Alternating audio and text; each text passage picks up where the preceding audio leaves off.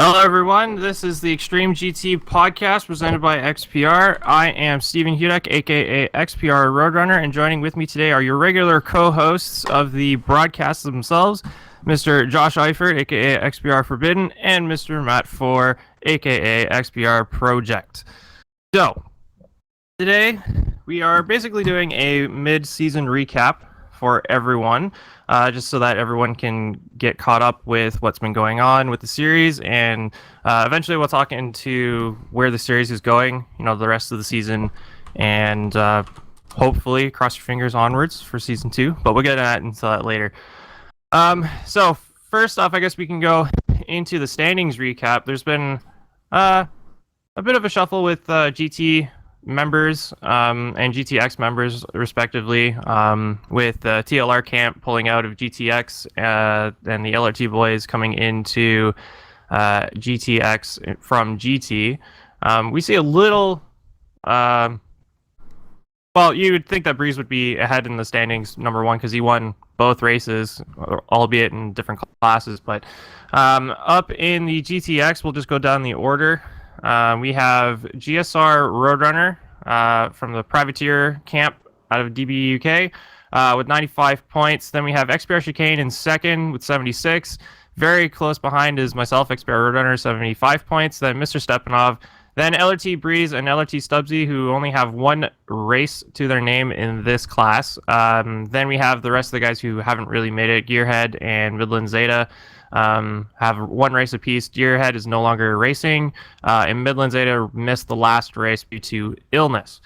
In the GT driver standings, we have Zabzy, who's the only one that's been doing very, very well, considering up against LRT Breeze, and has made both races. So he's up there with 95 points. Next up is Dover with 74, a Blue Ninja Bear with 70, Ferrari Fanatic, who's the lone TLR representative in this championship now, with 65, Sug with 62, Mr. T 35 with 56, XPR General So, who missed the second race due to prior engagement, has 40 points, and bringing out the last who did the one race, Lone Wolf, Desert Penguin, and LMR Hybrid.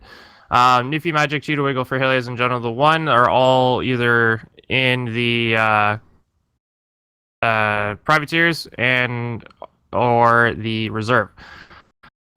So I guess we probably will do a recap of both the races real quick.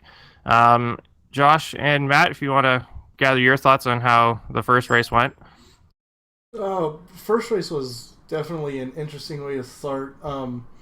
Real quick, I think we're dropping frames. I'm not sure what's going on, so this might be laggy. If somebody in chat is here and wants to let us know what's going on, we might have to change the audio, the way we're doing the audio. So I just want to put that out there, let us know, because on my end it looks like it's really having problems, but I want to see how it is since it's mostly audio and not much of visual. But first race was pretty interesting, especially with these cars. Not many people saw what they could do against each other. Of course, we knew how GTX was going to go, but we didn't really know what to expect from the GT field. And I think everybody was surprised how all these other cars, I know I was, and Matt, you can speak for yourself, but these cars coming from these different series, GT3, BTCC, STCC, how they all on track together, they're actually pretty competitive. Yeah, I thought race 1 was pretty good. Obviously, there were some jitters on the technical side, but I thought race 1 was pretty good. It happens. It's the first race of the series. You really can't expect everything to go, 100% right the first time. But yeah, I thought it was good. It was good to see the GT class.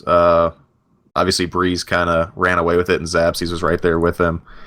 The GTX, though, was a lot of fun to watch. I can't really attest to race 2 because my house ran out of electricity, and that's pretty substantial when you're using a computer and an Xbox to try and participate in the stream. So I'll have to leave race 2 to you guys. But so far, from what I've seen, the series is really good. I'm enjoying it, at least. Yeah, race 2 was more of the same, a little different, was mentioned with LRT coming into GTX. we all know about Breeze's pace, and we knew about GSR Roadrunner's pace, and it really brought everything together. It was nice and competitive.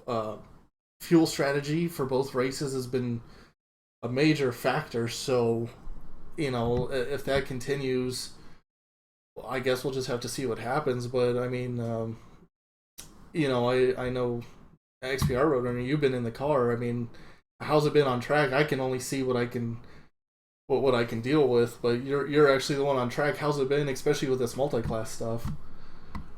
Well, it's actually gone really well, I think. The GTX cars are really, really, really fun to drive.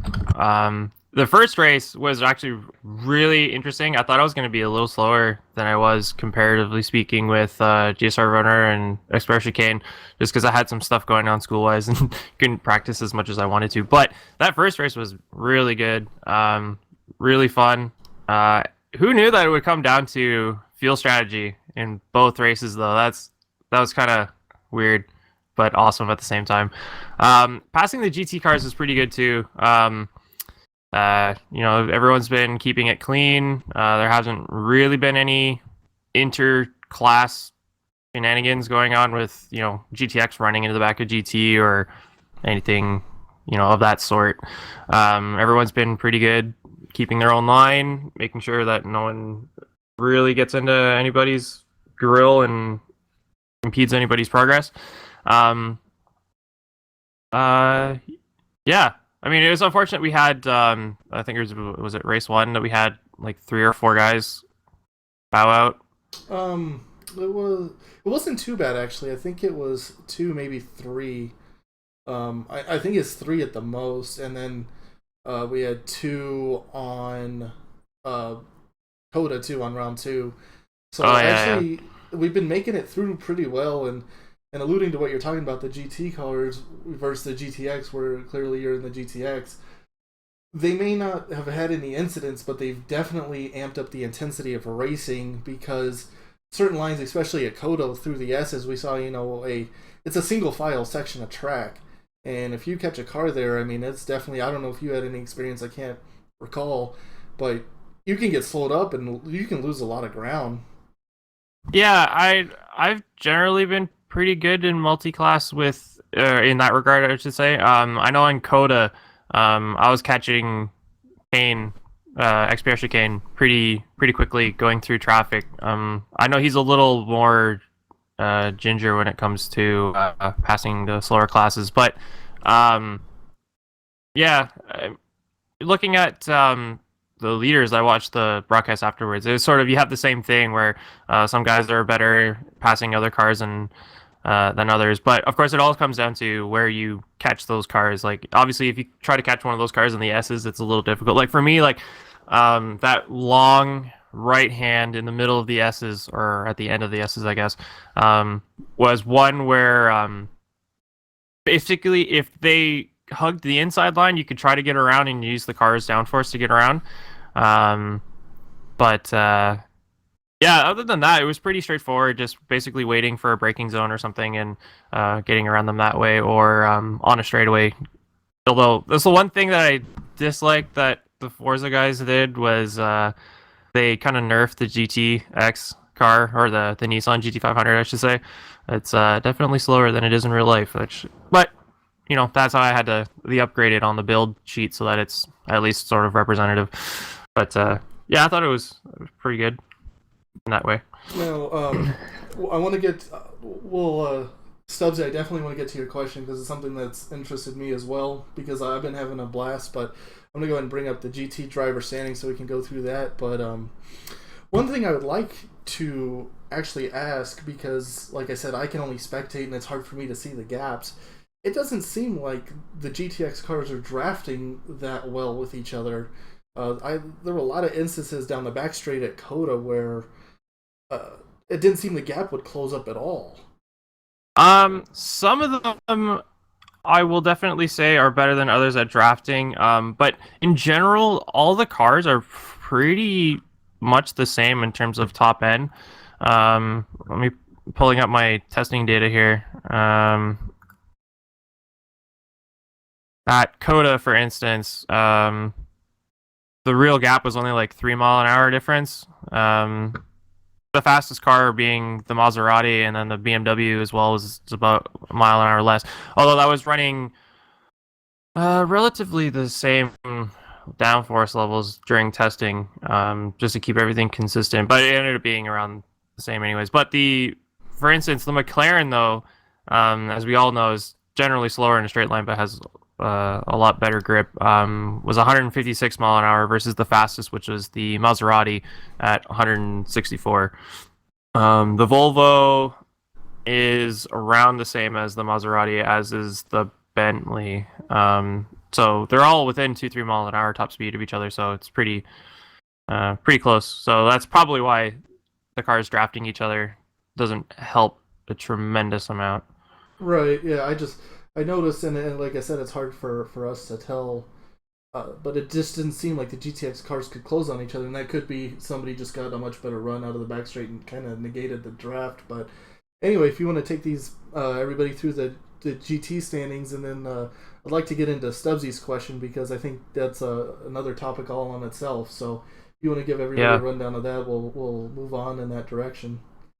All right, so the GT class standings, so we have Zabzi up in first place with 95 points, Dover 78 with 74 points, Blue Ninja Bear with 70, Ferrari Fanatic 9 with 65, Stug 77 with 62 points, SCRL Mr. T 35 with 56, XPR General So with 40, Lone Wolf 8664 with 33 points, tied with Desert Penguin, who also has 33 points, and Elmar Hybrid bringing out the rear with 27.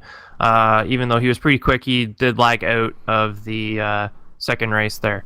And in terms of team standings, the GT team standings, you have basically the battle of the SCRL camp. You have SCRL M Sport, which is Dover 78 and Stug 77, a mere 14 points ahead of their intra-team rival, the SCRL Racing Camp, which has Lone Wolf 8664 and SCRL Mr. T 35. Actually, I forgot to mention that SCRL Mr. T 35 is moving over into GTX for the next round. So it's just going to be Lone Wolf 8664 and Desert Penguin. Desert Penguin subbed in for Lone Wolf this past weekend and scored points for the team there, but he's going to be taking over that position. But interesting point, after round one, these two teams were tied at 60 points. It was pretty funny. We were looking at it going, oh god, it's going to be one of these things, eh? But it was pretty good. Did we do, I guess we didn't do GTX standings. We can go over to the GTX team standings, yeah, if you want. All right. So then for the GTX team standings, you have XPR, which is myself and XPR Chicane with 151 points.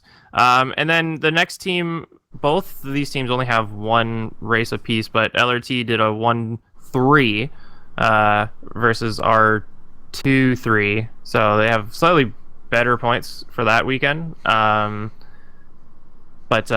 the LRT guys with Breeze and Stubbsy are at 90 points, and TLR, who aren't racing anymore, they're still showing just because they accumulated points, but they have 35 points in third place. And I think, I see this and I'm gonna say something, and then I think we'll head over where Stubbsy's at, because I think it would help to talk about, but it doesn't seem like the team aspect is quite here in this series, because we have a lot of individuals. I mean, we have 2 teams basically in GTX now and 2 teams in GT. So with that being said, you have a lot of people fighting for themselves, and what's I don't know what you want to divulge, but what's on the plans for any season 2? Season 2's still a little bit up in the air. We've gotten great support from the drivers and from Turn themselves. Even though this is a community series, it's not a Turn official series. We've been trying to run it as such, so that we can potentially, wink wink, Mr. McD, run it as a Turn official series for season 2. That way we get more of the resources and can hopefully put on a better show. But as for season 2, it'll probably be the same in terms of layout. You have the GTX, which would be a spec GT500, and then you have the GT cars, which will definitely stay the same. The car list. When I was doing the GT builds, I was trying to incorporate more of the touring cars, so like the Mercedes A-Class and the Audi S3, but the front wheel drive just doesn't chive well with this spec. So that's why you only have the BDCC BMW and the STCC Volvo, because they actually slotted it in quite nicely with the GT3 cars. GTE cars, however, will not be in the build as long as I have some say to it, just because the GTE cars have better downforce and only have around the same top speed, even though they're around the same PI in the game. We saw that with Turn GT series, where the GTE cars just sort of ran away with it, and that was kind of a bummer. But then again, that's kind of all the fast people pick the same car, so it's one of those deals as well. But that was my personal opinion. But I think the biggest change that we'll see for Season 2 is a little bit on the rules side. So we were discussing about perhaps making the driver structure a little more akin to the Super GT series, which, for a recap for those of you who aren't familiar with Super GT, which is this series is based on that, the GT 500, which is the example of GTX, it's all works drivers between Honda, Toyota, and Nissan. So you have all the cars are teammates to each other, even though they're all different liveries, which is why that was one rule that carried over. We didn't want to have a spec livery for a team, even though a lot of the teams ended up doing that anyways. But they're all works drivers. So we were thinking making GTX a pro class, and then GT300 is a little bit of a mix. You have some works team, but it's more like the GTD and the LMP GT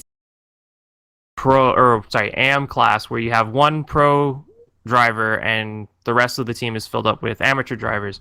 So the way that we were gonna maybe do that, if we go this route, is we'll probably pick a spec car, and then have everyone who's interested in racing the series go around a lap with the stock default tune, and then try to hit a target lap. Everyone who hits the target is considered a pro driver. Everyone who doesn't hit the target is considered an amateur driver. Then what we'll do is limit GTX to just pro drivers, and we'll have the GT cars, or teams, I should say, limited to one pro driver and two or three, probably two, AM drivers.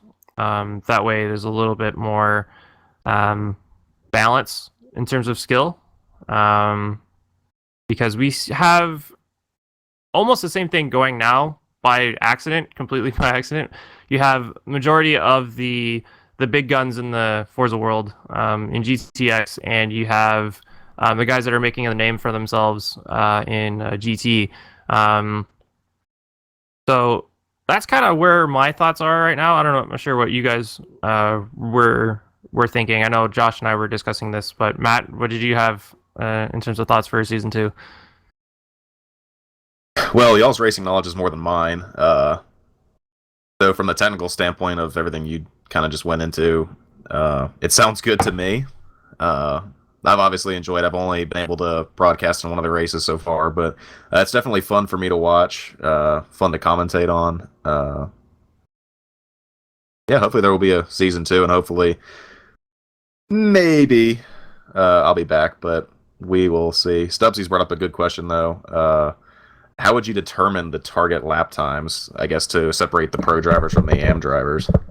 This is a good question that I still haven't got a concrete answer on. I personally think I'm sort of in the barrier in terms of where I have my idea of what a pro lap time would be. So I was thinking either myself and maybe a couple of others whom I think are on the same skill level as me would do some laps, take an average of that, and then probably deduct that lap time by, I'll say, either 3/4 to a second and a half, and then that will be the barrier. But again, this is sort of just thinking out loud, more or less. Yeah, I think a way you could do it, and now we're totally away from bullet points and just kind of open discussion here, is if we get the support from Turn.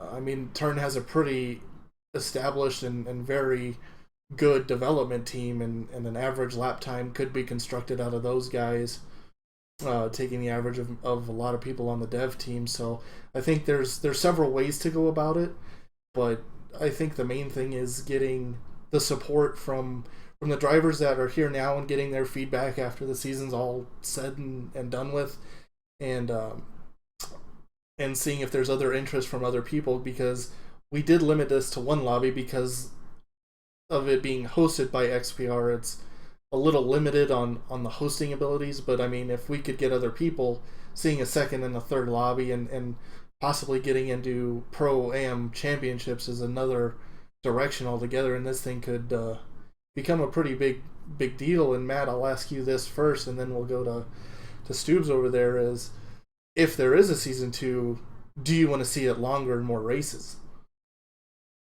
Yeah, I think so. I mean, I thought Brands Hatch was really good. Didn't really get to see Coda live. But obviously I'm looking forward to the next 2 races. I could see it. I don't know what Stoobs would have in mind for like what his target number would be to, extend the series to. But yeah, I mean, I'd definitely be down to watch it, commentate on it, whatever. I think it's been a blast, and I think it's something that should keep up. Yeah, I think at least doubling it would be more than reasonable to an 8-round race. And Stoobs, I'll let you allude to that, about how you feel about extending it and how many races you would like to see in XGT.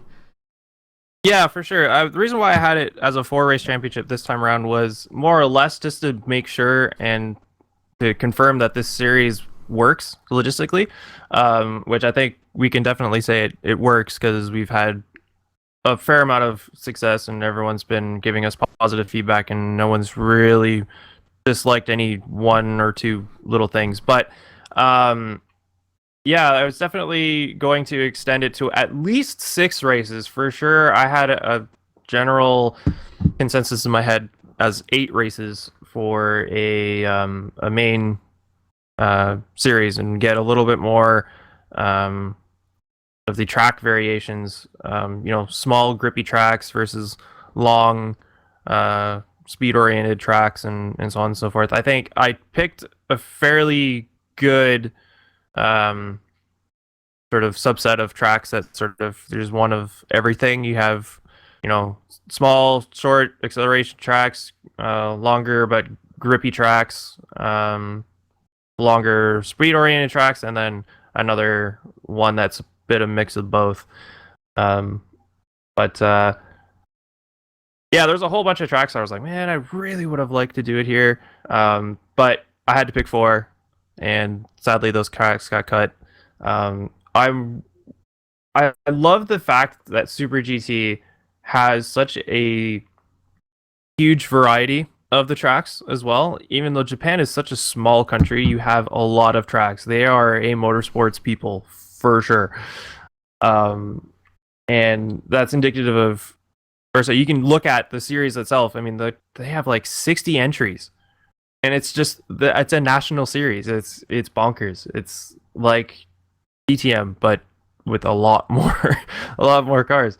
Well, also some crazy cars in there that we can't come up with. I mean, we're not getting a Prius on track, but we I love the build list actually that's been put together here. It's been interesting, and I think that's what it's for. A lot of people, I don't know if I can speak for everyone, but a lot of people I think get burned out on strictly GT3 or strictly touring cars, where this has kind of brought everything together on the track at the same time and actually fighting each other, which I don't know if most people realize that could be done. So I see that LRT Breeze is already volunteered to host, so maybe we can get everybody to push and get a second lobby and get a Season 2 rolling. So it'd be nice. I mean, I'll be around and be willing to help out however I can. And I think you get some more teams involved would really make things interesting. Like I said, this season seems to be everybody kind of going at it themselves, which is fine for a starter in the community series.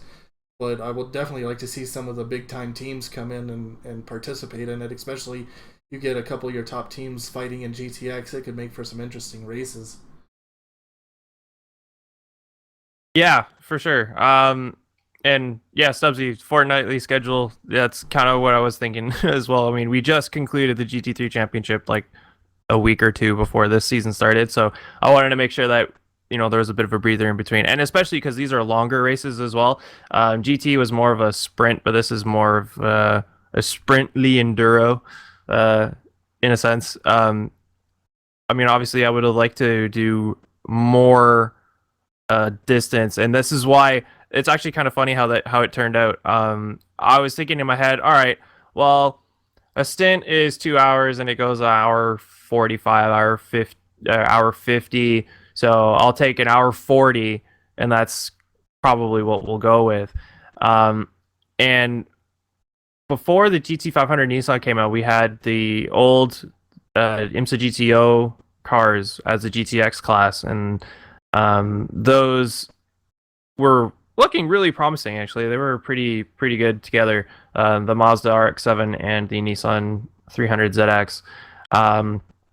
And then, it was about a week or two before the series was supposed to go. The GT500 car got dropped on us, and I was like, oh boy, this is perfect. So push the series back another week. And then with that, I didn't really think that the fuel would come in so like intensely. Round one, Kane actually ran out of gas on the last corner coming out of the last lap. And I'll admit, I thought, because he wasn't able to hear us in the game chat, he didn't know it was the last lap, so I purposely slowed down. That was a bad decision, because I didn't know he ran out of gas. So that was a herp derp on my end. But then in race 2, you guys didn't catch, or Josh, you didn't catch it on the stream, but I actually ran out of gas coming out of the carousel on the last lap. And although there was enough of a gap behind me where it was fine. But in my testing, though, I crunched some numbers, and I said that, okay, the GTX cars are going to have to make 3.98 pit stops. So I'm like, ooh, this is going to be interesting. But then I was like, okay, well, I'm still getting used to the car. I can probably, push the fuel window a little farther so that it would definitely be 3 and not 4. But apparently, that hour 45 plus the Nissan GT500 car was a perfect mix of getting strategy into play. And we all thought that the GT class would be huge on strategy because you have different fuel windows between all the cars. Like when I did my testing on fuel, this was around Brands Hatch, mind you, but I had the BMW, actually, I think the Audi was the worst on gas. Bentley and BMW weren't too far behind, and this was 28 minutes and change, we'll say 28 minutes and a quarter. And then you have the best car on fuel, which I tested, was actually the McLaren and the Volvo. Actually were pretty tied. They ran out between like 5 seconds of each other, so I'll call that even, at 34 minutes 50 seconds. So there's 6-minute difference between the worst on fuel and the best on fuel in GT. So we were thinking, all right, well, some could push 3, some could push 2, some could push 3, some could push 4. But that was really interesting how that turned out in the end. Actually, the battle for third at Coda, I think it was third, it might have been second. Came down to fuel. Yeah, second. Well, so it came down to first fuel in there. Because I know Breeze took the 4th pit stop, and actually both GSR Roadrunner and LRT Stubbsy were able to make it on 3. So it made the end very, very interesting when we realized that Breeze had taken that 4th pit stop. But that's the risk you have to take. I mean, can you lift and conserve enough, or do you just push and try and build the gap to take the fourth stop. So I think that's it doesn't look like it's going to stop. How about that? I mean, we've had 2 rounds where fuel strategy, and I think the last 2 are probably going to be more of the same. Yeah, Watkins Glen coming up next weekend is going to be interesting because you're on the gas for the majority of the lap. It's almost like Daytona in that sense. But I think you can do a little bit more fuel strategy with that because there's a couple of really long sweepers, so you could probably push it. Just have the speed scrub off mid-corner and try to keep yourself from having to go all the way on gas. But I don't know. It'll be really interesting. Yeah, it's I mean, there's not much to say about that. No, it is what it is, and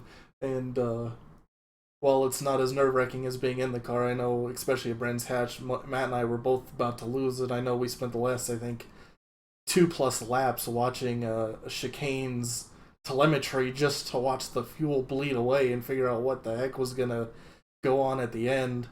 And like I said last week, when Breeze made that 4th pit stop, luckily he had the gap that he could maintain, but if he didn't, he was kind of by himself. It would have been interesting to see what happens, so it'll be interesting to see what people take next week. Now knowing that 2 out of 2 weeks, the fuel consumption is something you've got to be aware of. Yeah, for sure. And as Breeze was saying, he had to pit 4. He was pretty confident going into the race that he could only do 3, and then Subsy finished on 8%, having pitted 3 times. Actually, Subsy and I were on the same pit strategy. We ended up pitting on the same laps, but I ran out, so that just sort of shows how Subsy's apparently better on gas than me. And then GSR Roadrunner, completely different animal. Like he had 30% left at the end, and he only 3 stopped too. Something I know he pushed it 1 lap, I think, on the first stint, and then he got 2 or 3 laps on the second stint. But it was pretty impressive, especially being a spec build, that he was able to stretch it that far. Yeah, and I know GSR Runner has been a huge advocate for no assists, but I'm not sure if that has anything to do with it. I think you use a little bit more fuel with TCS just because you're on and off the gas a little bit more. Although that's the software doing that, not necessarily you. But you tend to get on the gas earlier with TCS. But it'd be interesting. I'm not sure if the other guys aren't using it too, so that could be just a bunch of hot air. Not sure. I mean, we don't really know, but regardless, I mean, it's all dependent upon your tune and frankly where you are in traffic. If you're able to lift a little bit and just maintain, and that's about the draft. If you can lift a little bit and be at 70% throttle and let the toe keep you at that distance, you're going to conserve some fuel. Yeah, for sure. And I know, because Subsy and Roadrunner, they were pretty close pretty much the whole race. So, and then Breeze was in another world. Although for me, it was sort of the same issue. Although I was catching Kane for a while, and then after Kane made his first stop, something weird with the game happened. His car was acting like it had damage, but he had no damage on his telemetry. It was really weird. And then I think he lagged out at the end. Or not at the end, somewhere in the middle, 2/3 distance, which was unfortunate because we were having a really good battle up until that point. But I spent most of the race hot lapping after that. So that might have had something to do with it as well. No one to draft with. No one to beside me. Yeah, I mean, for season 2, and Matt, I think you would agree with me that if we can get a driver situation going with a pro-am style entries, that we definitely don't want to see people hot lapping. While it might be good for the leaders, we'd like to see them going all out till the end.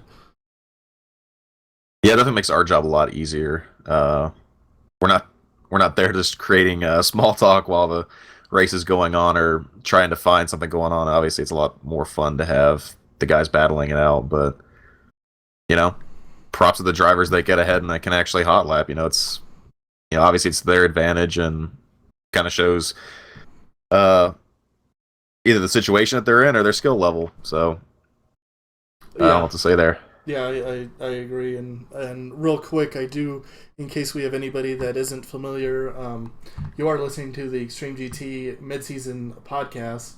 You can head over to theultimateracingnetwork.com to find out more information. This is a community series hosted by Extreme Performance Racing. You can follow us here on Twitch, and then below the stream you can head over to the YouTube, where both rounds 1 and 2 are uploaded in their entirety. Well, not necessarily round 1 because of the technical issues, but the whole race is there, both rounds 1 and 2, and go check that out. Give us a follow. You can follow us all on Twitter at XPR_club. So I just want to get that out there in case anybody may have stumbled across us that hasn't been here during the broadcast. It's definitely seems like it's got some interest because we did fill up the entries, which I didn't know was going to happen, and then we also ended up with some reserves, which has been good. Would like to get some full lobbies in, so hopefully everybody shows up next week. Again, that'd be even more to make Matt and I's job easier, a little self-serving, but would definitely like to see what happens when we get the full 20-car grid going. Yeah, that's one thing that I actually wanted to bring up. Thanks for reminding me. Even though the entries are full, per se, not everyone can make all of the races. So that's why I said just keep signing up. We'll throw you in as a reserve, so that when someone who can't make it, say they're sick, say they're last minute business trip somewhere that's not by their Xbox or whatever, that someone could come in and fill their spot. Not necessarily to score points for your team per se, although I've allowed that in the SCRL's case.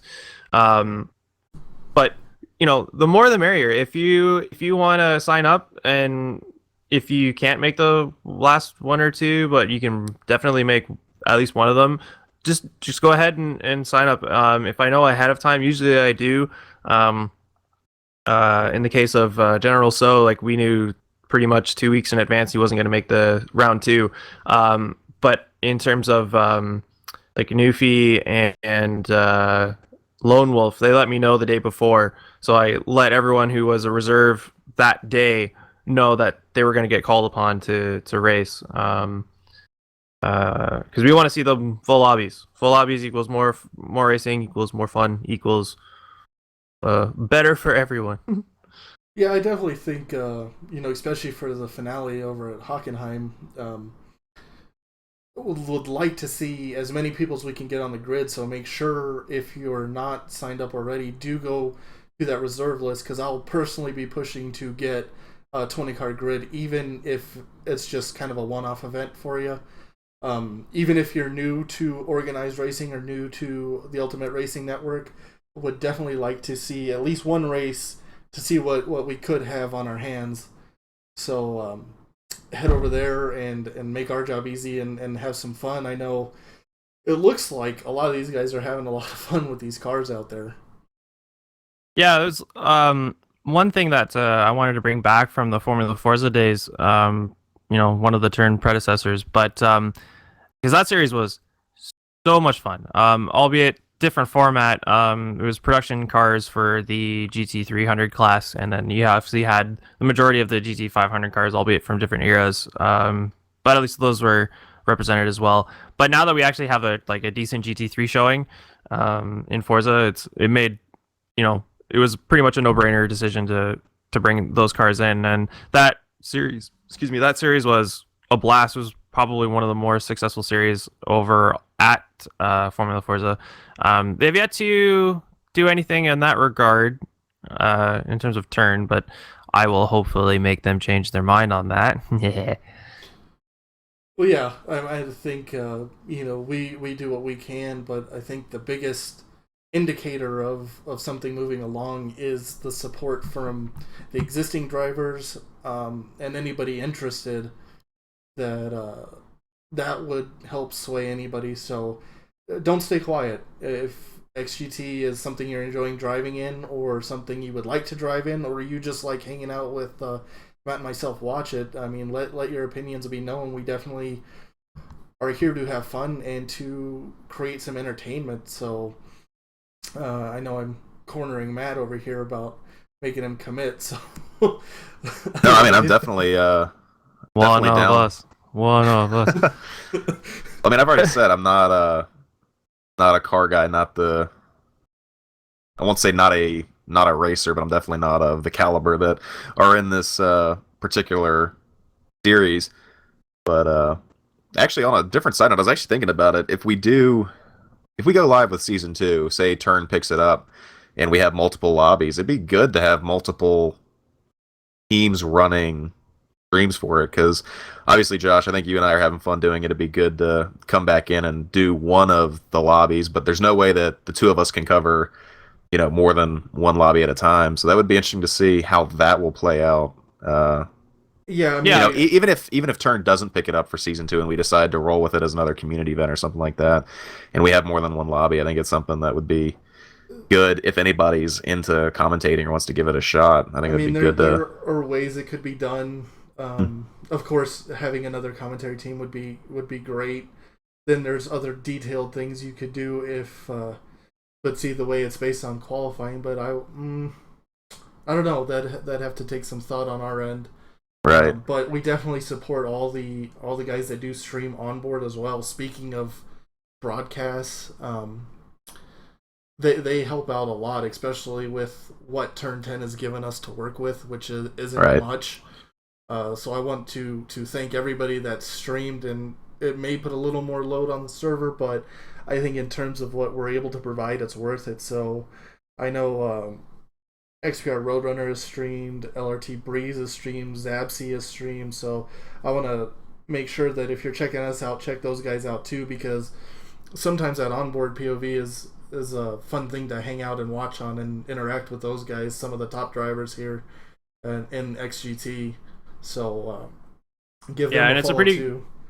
Yeah, and it's a pretty good indicator of where the race is, respectively, in terms of distance, and also, depending on whom you're watching, you get a sense of the gaps as well, because we sort of lost that from the main spectator view, the in-race timer, and although we never had the actual distances themselves, but at least, it would be nice to have more than one indicator of how the race is going. Well, we'll be more honest, than one way. We lost just about everything with the spectating.